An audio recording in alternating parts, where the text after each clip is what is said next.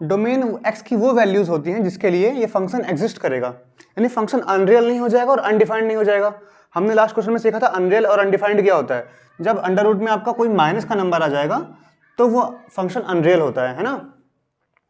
और अगर किसी नंबर के नीचे जीरो आ जाएगा, ऐसे अगर डिनोमिनेटर में जीरो आ रहा है तो वहां पर फंक्शन अनडिफाइंड हो जाता है क्योंकि इसकी वैल्यू नहीं होती है। ठीक है, ये नंबर एग्जिस्ट करता है लेकिन ये अनरियल नंबर कहते हैं। लेकिन अभी हम क्योंकि सिर्फ रियल नंबर पढ़ रहे हैं इसलिए ये भी हमारे जो है स्कोप में नहीं है। अनरियल नंबर आप पढ़ेंगे, जो आपका एक कॉम्प्लेक्स नंबर चैप्टर है उसमें आप इस तरह के नंबर के बारे में पढ़ेंगे। लेकिन अभी के लिए हम रियल फंक्शंस कर रहे हैं तो हमारे स्कोप में ये भी नहीं है। तो बेसिकली यार जो हमारा अगर अंडर रूट में है ये कोई पार्ट, तो x की वो वैल्यूज हमें फाइंड करनी है, यानी डोमेन फाइंड करना है जिसके लिए फंक्शन रियल हो।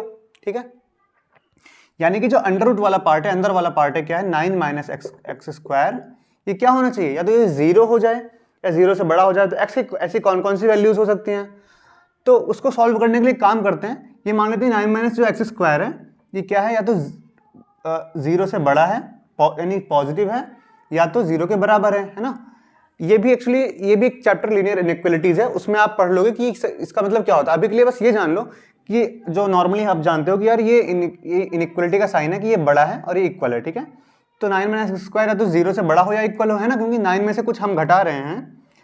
तो अगर मान लो 9 में से आप 10 घटा दोगे तो आपका -1 आ जाएगा अंदर, जो कि एक रियल नंबर नहीं है, एक अनरियल नंबर है, इमेजिनरी नंबर्स को बोलते हैं। ठीक है, वो क्यों बोलते हैं इमेजिनरी नंबर, वो भी आप उस चैप्टर में पढ़ोगे कॉम्प्लेक्स नंबर में। अभी के लिए बस ये मान लो कि यार अंदर बस नेगेटिव नहीं होना चाहिए, है ना, अंडर स्क्वायर रूट में नेगेटिव नंबर नहीं आना चाहिए। तो हमें इस कंडीशन में सेटिस्फाई करना है, हमें ये फाइंड करना है, वो हमें इंटरवल फाइंड करना है जहां पर इसको हम सॉल्व कर पाए, इसकी वैल्यू फाइंड कर पाए। ठीक, तो यार देखो अब हम इसका साइन चेंज करेंगे, तो इसको पॉजिटिव कर देंगे, इसको नेगेटिव कर देंगे, एक्स स्क्वायर -9 हो जाएगा। जब हम ये करते हैं ना तो ये साइन जो पलट जाता है, तो ये हो जाएगा ऐसे करके हो जाएगा। ठीक है, जीरो।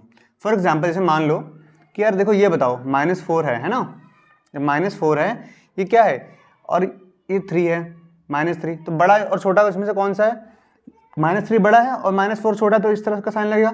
लेकिन साइन अगर मैं चेंज कर दूं, साइन क्या कर दूं, चेंज कर दूं, यानी इसको प्लस कर दूं, इसको प्लस कर दूं, तो अब क्या होगा, बड़ा कौन है 4 बड़ा है ना, प्लस का 4, तो साइन चेंज हो गया, तो 4 ऐसे करके साइन आ गया। इसलिए जब हम साइन चेंज करते हैं दोनों साइड में तो जो है ये पलट जाता है। अब इधर तो जीरो है तो इसको कोई फर्क पड़ेगा नहीं, सर कोई भी साइन चेंज करते रहो, है ना, तो हमने साइन चेंज किया।